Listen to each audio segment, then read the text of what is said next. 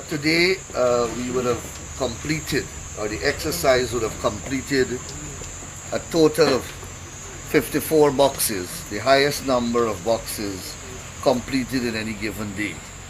So the speed is gradually increasing, and we hope, of course, that it will increase even greater as the process continues.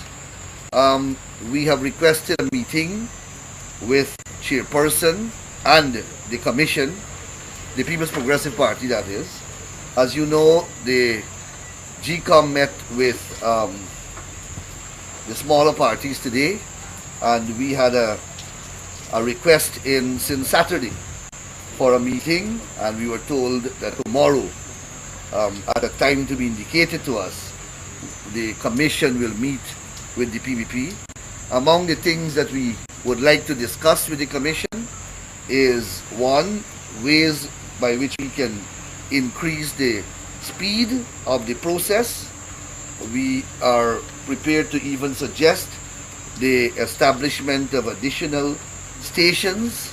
We think that that will bring greater speed to the process. We, of course, are going to raise frontally the unsubstantiated allegations which continue to be raised by AFC, APNU, without a shred of evidence. We will raise also that GECOM itself, not only Ms. Yolande Ward, but GECOM, the commissioners, the CEO, and of course the chairperson and the DCO must come out here on a regular basis and speak to the press and deal with the ridiculous allegations that are continuously being made by the APNU AFC, because GECOM ran the elections. They had exclusive management and conduct of the elections, and they must say to you and to the people of Guyana whether they permitted dead people to vote, whether they permitted migrated people to vote, because these allegations continue to be made and they continue to consume valuable time, detracting from the main purpose of the exercise, which is to count. APNU, AFC agents are also employing other delaying tactics.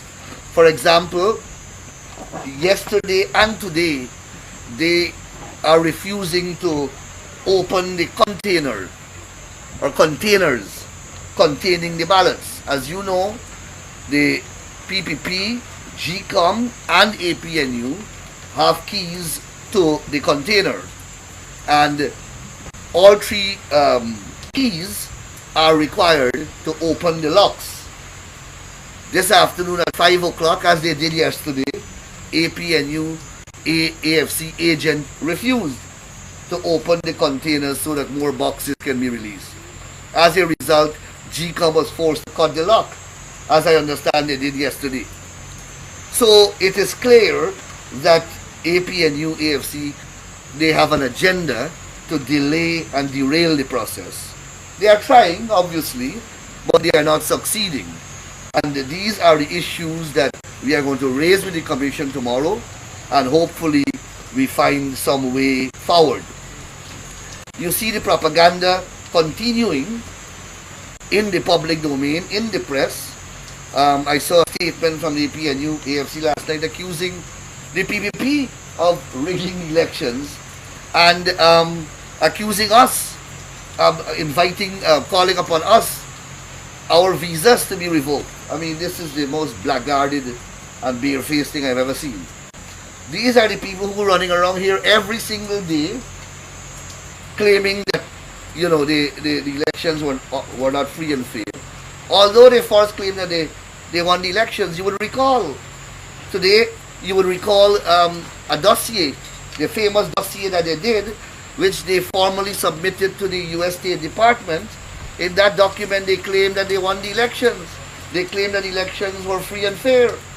Now suddenly that the boxes are being opened, and of course they are realizing that the statements of recount are matching with the statements of poll, and that is consistent with the number of ballots in the boxes. They are realizing that their lie that they won the elections is being unraveled and uncovered. 54 boxes today, as I said to you, all 54.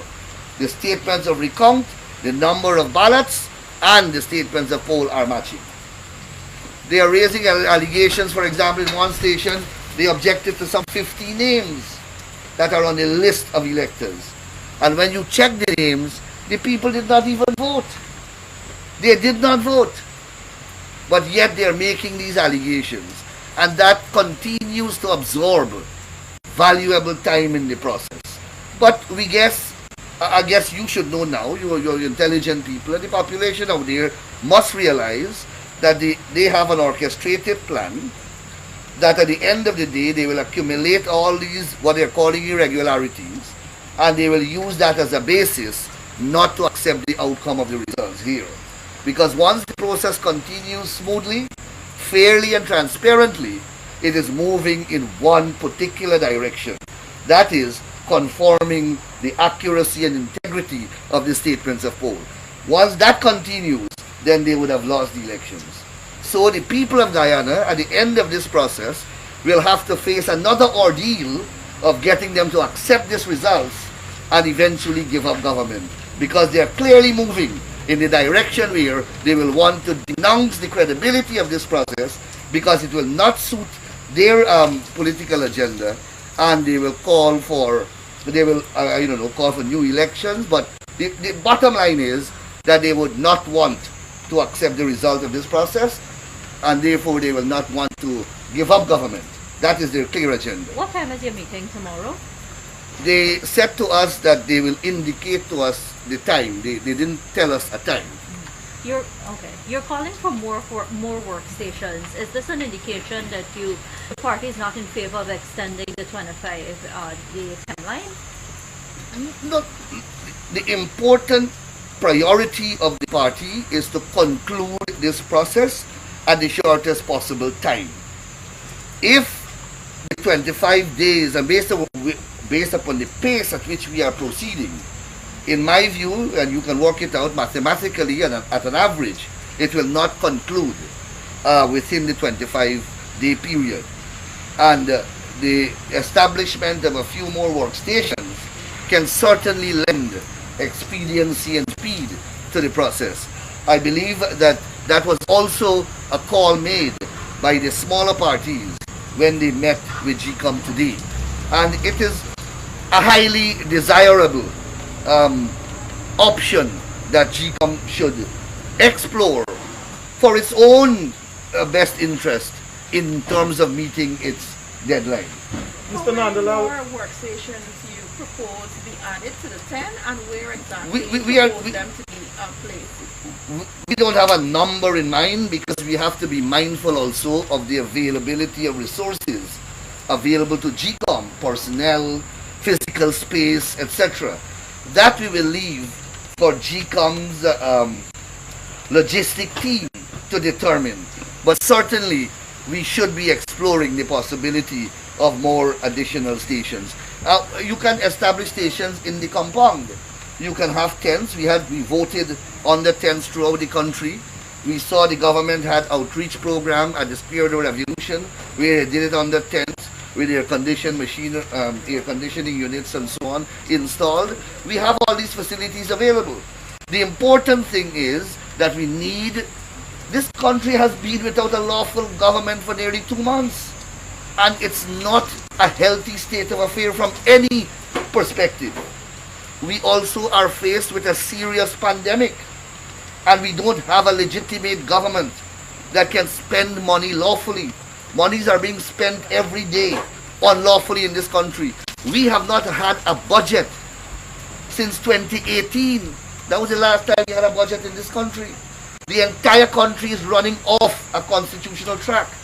Monies that are being spent we don't know whether they're coming from the consolidated fund. We don't know whether they're coming from the contingency fund.